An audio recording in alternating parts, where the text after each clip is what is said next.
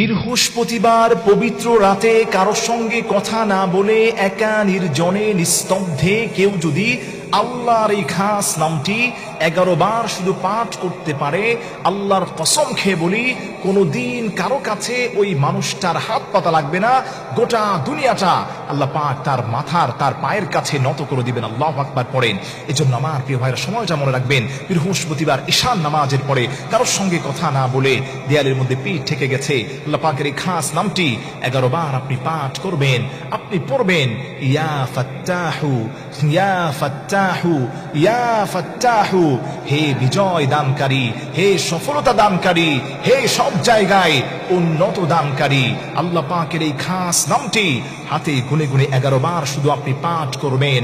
পাঠ করার পূর্বে অবশ্যই অবশ্যই আপনি নবী পাক সাল্লাল্লাহু আলাইহি ওয়াসাল্লামের উপর 3 বার দুরূদ শরীফ পড়বেন। আপনি পড়বেন সাল্লাল্লাহু আলাইহি ওয়াসাল্লাম।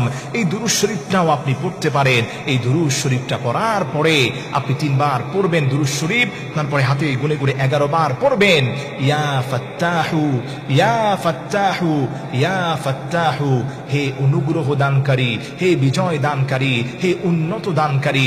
এরপরে আপনি আবার 3 বার পড়বেন সাল্লাল্লাহু আলাইহি ওয়াসাল্লাম সাল্লাল্লাহু আলাইহি ওয়াসাল্লাম। নবী পাক সাল্লাল্লাহু আলাইহি ওয়াসাল্লামের উপর এই দুরূদ শরীফ পড়ার পরে আপনি আল্লাহর কাছে হাত উত্তোলন করবেন। আপনি আল্লাহর কাছে বলবেন, আল্লাহ আমি বড় বিপদে আছি, দেয়ালের মধ্যে পিঠ ঠেকে গেছে, চোখে মুখে অন্ধকার, আল্লাহ কিছু আমি দেখতে পারি না।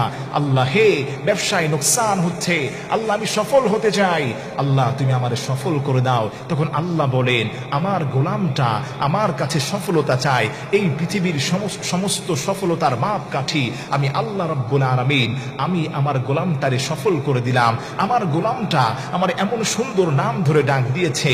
পবিত্র কোরআনে আল্লাহ বলেন, আল্লাহ রাব্বুল আলামিন স্পষ্ট ভাবে বলে দিয়েছেন, ওয়ালিল্লাহিল আসমাউল হুসনা ফাদউহু বিহা।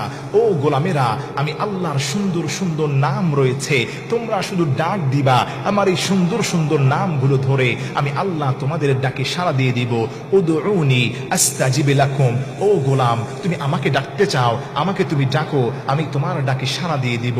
আল্লাহ রাব্বুল আলামিন বলেন, ও গোলাম, তুমি আমার কাছে হাত উঠাইলা, আমার নবীর উপর দুরূদ শরীফ পড়লা, আমার খাস নাম ধরে তুমি ডাকও দিলা, যাও যাও মনের আশা পূর্ণ করে দিলাম। চাকরি নাই, আমি চাকরির ব্যবস্থা করলাম। যাও, বিদেশে কাগজ জমা দিয়েছো, আমি আল্লাহ ব্যবস্থা করে দিলাম। বিপদে আছো, আমি উদ্ধার করে দিলাম। মেয়ের বিয়ে হচ্ছে না, বিয়ের ব্যবস্থা করে দিলাম। যাই ঝামেলা বিপদ মুসিবত থেকে আমি আল্লাহ তোরে উদ্ধার করলাম। তার কারণ হলো ইন্নাল্লাহা হাইয়ুন কারীম, আমি আল্লাহ বড় লজ্জাশীল। কোন গোলাম যদি, কোন অনুতপ্ত বান্দা যদি আমি আল্লাহর কাছে হাত উঠাই এবং চোখের পানিটা ছেড়ে নাকের ডগায় আসার আগেই আমি আল্লাহ ওই বান্দার দোয়াগুলোকে কবুল করি। সুবহানাল্লাহ পড়ে।